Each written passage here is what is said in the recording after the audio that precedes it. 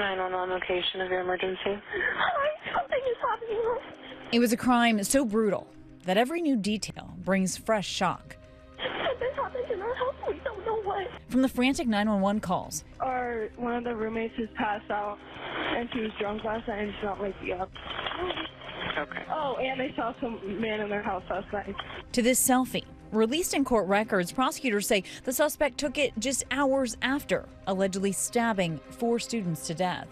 Now in a trove of new court documents about Brian Kohberger, the criminology PhD student accused in the quadruple murders of 4 University of Idaho students at their now demolished off-campus home. It's been 2.5 years since the horrific murders in Idaho. And since then, we've seen silence that has led to drips of information captivating us all as we await the trial. Those court filings include this 12-page paper Kohberger allegedly wrote in 2020 at DeSales University, where he was earning his master's in criminal justice. Kohberger allegedly describing how he'd investigate a deadly crime scene, reminding himself to avoid contaminating the scene with latent fingerprints. And of the hypothetical female victim, the paper asks, are there multiple stab wounds? And theorizes, is there any sign of forced entry to the home? If there's not, it may be suggested that the woman knew her killer. Prosecutors want to use Brian Kohberger's own homework, and they're saying that the information as to how to make sure you don't have DNA behind or fingerprints could be a roadmap to the murders in this case. Authorities say the students were killed with a K-bar knife like this one seen in an image from Amazon, and they say Kohberger purchased one like it from the site 8 months prior to the murders. His defense pushing back, noting the Amazon records reflect a household of users with items purchased over a period of several months for a road trip or hiking. The murder weapon in this case has never been found, and prosecutors say they have witnesses that will testify that he's the one that bought that knife.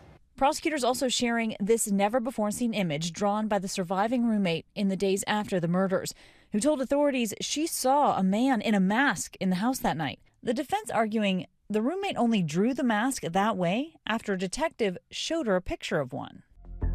For the last 2 years, the murders of Kaylee Gonzalez, Madison Mogan, Xana Kernodle, and Ethan Chapin have gripped the nation. Brian Kohberger was arrested nearly 7 weeks after the murders. Lawyers for the alleged killer say he's innocent. These new court documents adding to the evidence already released, helping paint a picture of what allegedly happened on November 12, 2022. That night, Kaylee and Maddie, newly 21 and lifelong best friends, went to a popular campus bar around 10 p.m. They're later seen at the grub truck, laughing and ordering food. This video appears to be the last time they were seen alive. Authorities say their roommate Xana and her boyfriend Ethan, both 20, were at a fraternity party earlier that same night, arriving home around 1:45 a.m. There's 3 stories to the house. Kaylee and Maddie were together in Maddie's room on the 3rd floor. Kaylee's dog Murphy was alone in Kaylee's bedroom just down the hall. Ethan was staying over that night in Xana's room, which was on the 2nd floor. One of the other roommates in the house also on the 2nd floor, and one in a bedroom on the 1st floor. Everything was so normal in that home on King Road. Nobody could have imagined it was about to become a house of horror. Police responding to a 911 call just before noon, hours after law enforcement say the murders happened. This is a brutal crime scene. These victims were not shot. They were stabbed to death. What was baffling to police, they say, is that it didn't appear that there was any forced entry. It doesn't appear that any of the victims had been sexually assaulted. And weeks later, Kohberger was arrested at his parents' home in Pennsylvania. Last night, detectives arrested 28-year-old Brian Christopher Kohberger. And since his arrest, prosecutors have maintained that surveillance footage, cell phone records, and DNA evidence link Kohberger to the murders. The linchpin, Kohberger's own DNA. We're not just talking about his DNA happened to be found in, a dresser drawer or something. It was found on a knife sheath where 4 people were killed by a knife. This is as crime scene as it gets. But Kohberger's attorneys have tried to have that crucial DNA evidence dismissed, claiming it was unlawfully obtained using public genealogy websites.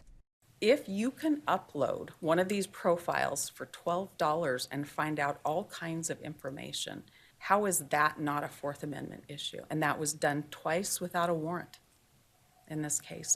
Kohberger's attorneys also argued that authorities violated the law when they used a garbage collector to retrieve trash from the Kohberger family home.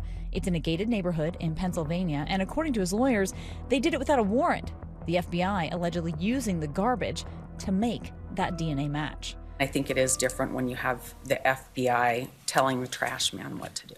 But prosecutors have argued all the facets of the investigation, including the DNA and the use of public genealogy databases, were done properly.